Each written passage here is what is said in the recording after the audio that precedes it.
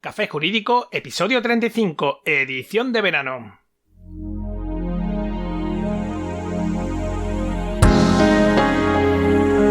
Buenas tardes, mi nombre es Juanma Delgado y esto es Café Jurídico, un espacio de divulgación jurídica donde, en el tiempo que dura un café, abordaremos novedades legislativas, interpretaciones de doctrina y jurisprudencia sobre distintas temáticas, aprenderemos a manejar herramientas para la eficacia y la productividad profesional y, en definitiva, nos acercaremos de una forma amena y distendida al sector jurídico. ¡Comenzamos!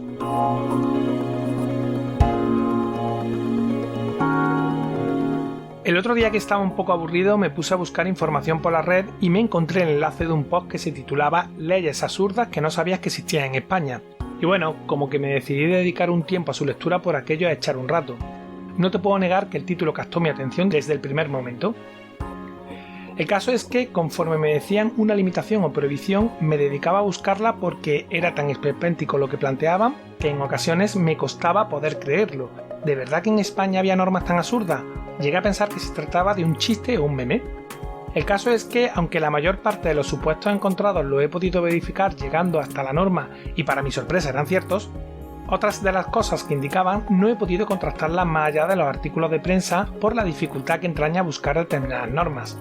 No te creas que es una tarea sencilla, si nunca lo has hecho te reto a que busques según qué normas por internet y vas a ver que es bastante más complicado de lo que uno se puede llegar a imaginar. Y eso que yo tengo acceso completo a las diversas bases de datos jurídicas, que si no sería muchísimo peor.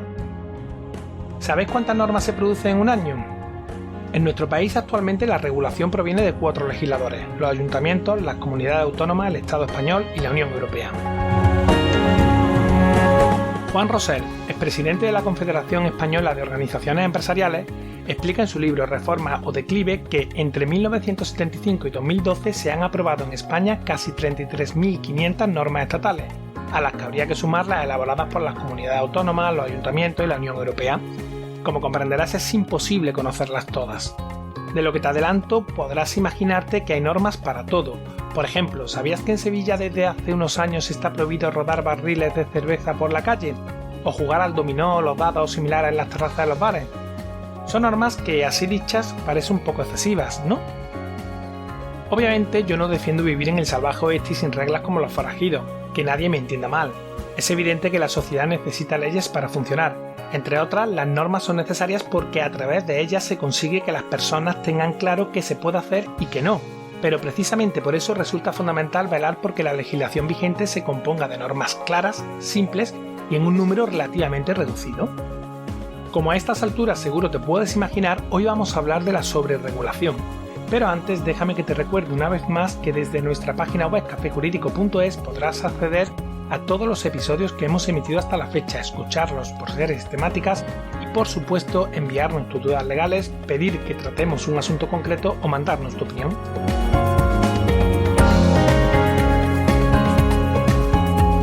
Según el informe de producción normativa en 2019, publicado por la COE en enero de 2020, en la actualidad, incluso con el arco parlamentario tan heterogéneo que tenemos, las diversas elecciones nacionales celebradas en el 2019 y la dificultad que todo esto ha provocado en la formación de un gobierno estable, en España se aprobaron 648 nuevas normas de distintos rangos a nivel estatal, lo que supone un incremento del 10,2% con respecto al ejercicio anterior. Por su parte, las normas con rango de ley aprobadas por las comunidades autónomas y recogidas en el propio Boletín Oficial del Estado ascendieron a 309 en 2019, lo que significa un aumento del 14% sobre las normas de este tipo adoptadas el año anterior. En el plano de la Unión Europea, el número de actos jurídicos adoptados en 2019 ascendió a 1.995, distribuidos en 818 reglamentos, 56 directivas y 1.121 decisiones, lo que supone también un incremento de la actividad normativa del 4,9%. Y a todo este panorama normativo hay que agregarle las normas locales. Con esta maraña normativa no es de extrañar que Iván Espinosa de los Monteros afirmase en su día que en España convendría eliminar 5 normas por cada una que se apruebe, y es que parece innegable que nuestro marco regulatorio es amplio y complejo. Desde la aprobación del actual marco constitucional, en España han sido publicadas más de 40.000 normas estatales, y solo en el año 2019 se publicaron más de 210.000 páginas en el Boletín Oficial del Estado y cerca de 825.000 en los boletines oficiales de las comunidades autónomas. lo que supera con creces el 1.000.000 de páginas. Todo esto sin considerar los boletines provinciales, ni de defensa, ni otros que puedas encontrar por ahí. ¿Te imaginas poder leer todo esto? La sobreregulación puede definirse como el exceso de leyes que una administración tiene en vigor, conformando un marco legal excesivamente complejo. Esto sucede cuando el legislador quiere inmiscuirse en todos los aspectos de la vida del ciudadano y existe un sistema de gobernanza multinivel, como sucede en España, en el que se aplican normas europeas, estatales, autonómicas y locales, además, por supuesto, de los distintos acuerdos internacionales que tenemos suscritos. Bajo estas prerrogativas entiendo que cabe preguntarse si es necesario regular según qué cosas, como el tiempo que debe haber estado casada una persona antes de poder divorciarse, o si es justo y razonable que tengamos que pagar un canon cuando compramos determinados dispositivos informáticos para hacer una copia y trabajar con nuestros propios ficheros privados, o si hay que prohibir comer y beber en la vía pública o, yo que sé, regular aspectos tales como la mendicidad con perros. Lo cierto es que cuantos más aspectos de la vida de una persona se regulen por ley, menos libertad tiene el individuo. Si te paras a pensarlo, un mayor control normativo reduce la capacidad de decisión de los ciudadanos y, por tanto, su libertad de actuación.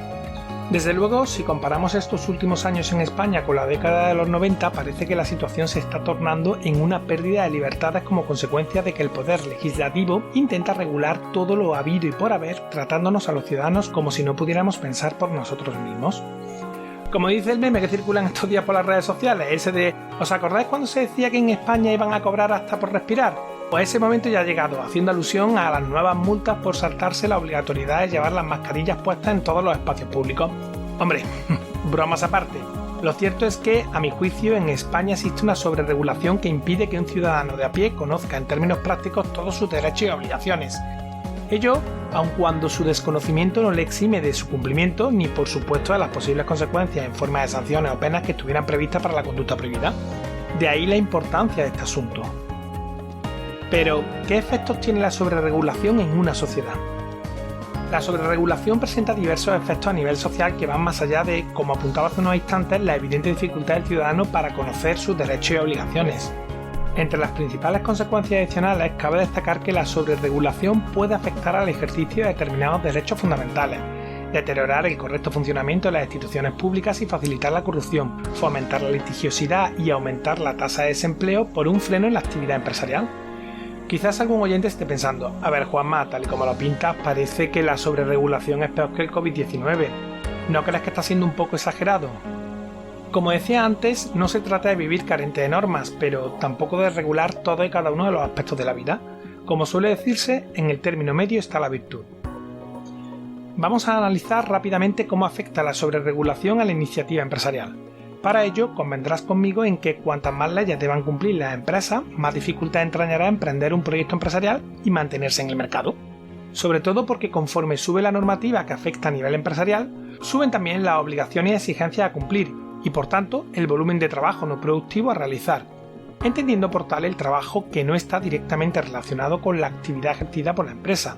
Vamos, las tareas reactivas, ya sabes, el control de ingresos y gastos, la presentación de impuestos y demás.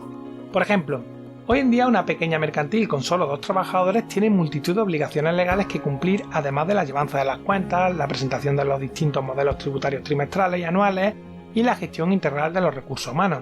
Encima de todo esto, tendrá que gestionar la prevención de riesgos laborales, contar con un sistema de protección de datos y disponer de un compliance penal. Si el empresario hiciera todo esto por sí mismo, precisaría, además de una formación muy amplia en distintas materias de cierta complejidad, una cantidad de tiempo tal que le impediría poder llevar a cabo cualquier otra labor en su empresa. Así que, en términos prácticos, se ve obligado a tener que soportar más gastos para el ejercicio de su actividad. Gastos que lógicamente tiene que repercutir en el producto o servicio que comercializa y que al final paga el ciudadano de a pie.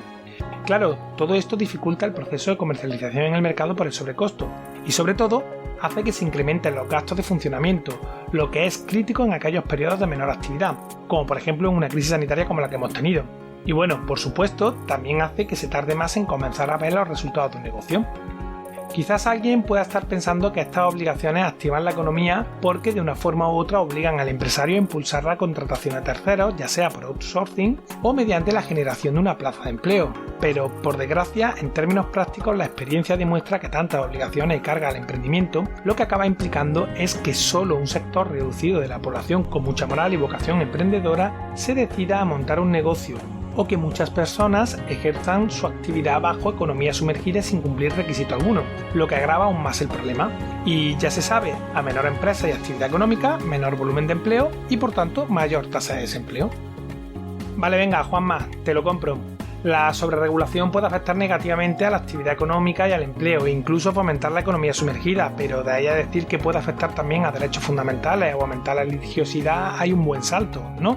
Pues por desgracia yo creo que no, sucede lo mismo. Cuantas más leyes hay y más confusas son, más probable es que surja el conflicto y por tanto el pleito.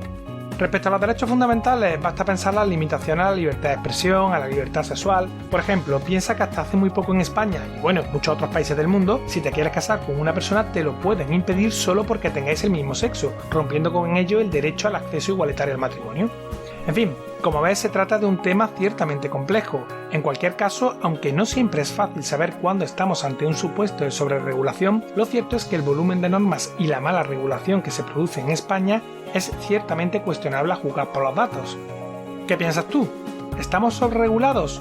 ¿O hay margen aún para ampliar nuestro ordenamiento jurídico con nuevas normas?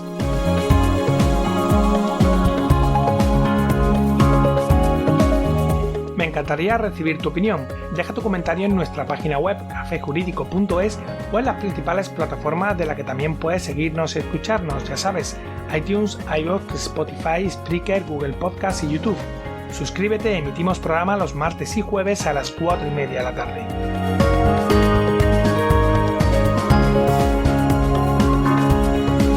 Como siempre, muchas gracias por tu tiempo. Nos vemos el próximo jueves, donde, un día más, acompañados de un café, nos acercaremos de una forma amena y distendida a las novedades y cuestiones del sector jurídico. Entre tanto, cuídate mucho, disfruta si estás de vacaciones y adiós.